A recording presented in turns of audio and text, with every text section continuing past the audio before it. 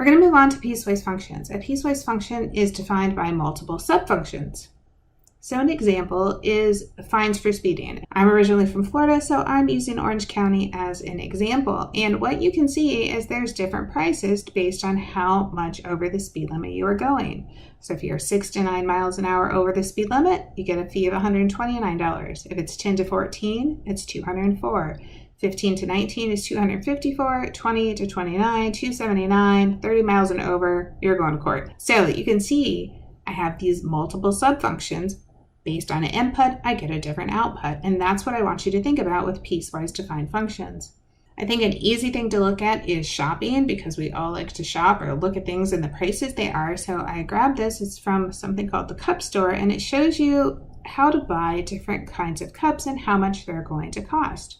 So what I did is I said, let's just take a particular one. So I took the 8-ounce double-walled paper cup, and I'm looking at the different prices that change based on the quantity you buy. So let's start with buying 250 cups. If we buy 250 cups, they're going to cost 91 cents a piece. So 250 times 0.91 says this will be $227.50.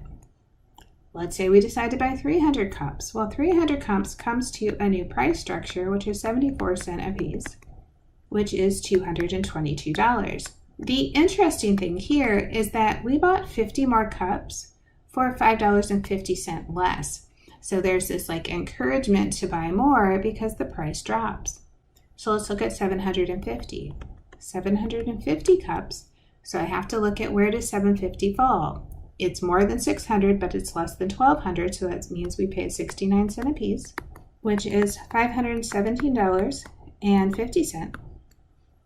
If you move to 1,000 cups, 1,000 cups is still in the price range of 69 cents a piece, so I do 1,000 times 0.69, which is $690.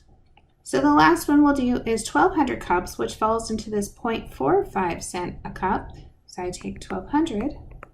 I multiply by 0.45, and I get 540. So look at this big difference. We bought 200 more cups, and we spent $150 less. So this shows you a great application of piecewise. It's input versus output, and it's not consistent for every price.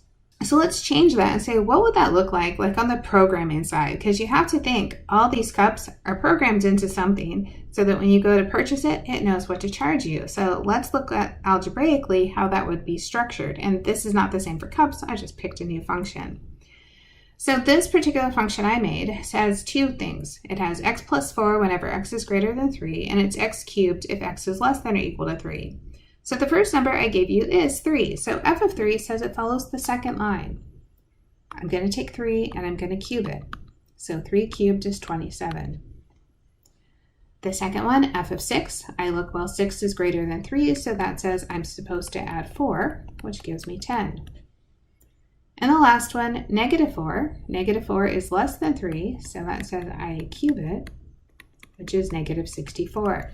So I want you to think, start with the number, the 3, the 6, the negative 4, and decide if it falls into the first line or the second line.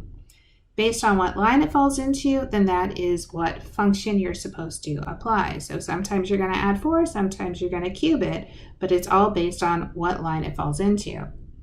Let's try again. Here's the second one. This one has 3 pieces. So it's x squared when x is less than 2. It's x plus 2 if x is greater than or equal to 2 and less than 5. And it's going to be 9x if x is greater than or equal to 5. So I started with 3. 3 falls between 2 and 5, so I use the second line, which says I do 3 plus 2, which is 5. When I look at 7, 7 is bigger than 5, so I go to the third line, and I do 9 times 7, which is 63. The last one is 0. 0 is in the first line, it's less than 2. 0 squared is 0. I kept this function. I said, let's just do a few more. So I said, let's look at f of 2. 2 is in the second line, so I do 2 plus 2, which is 4. 5 is in the third line. I do 9 times 5, which is 45. And then 8 is also in that third line, so I do 9 times 8, which is 72.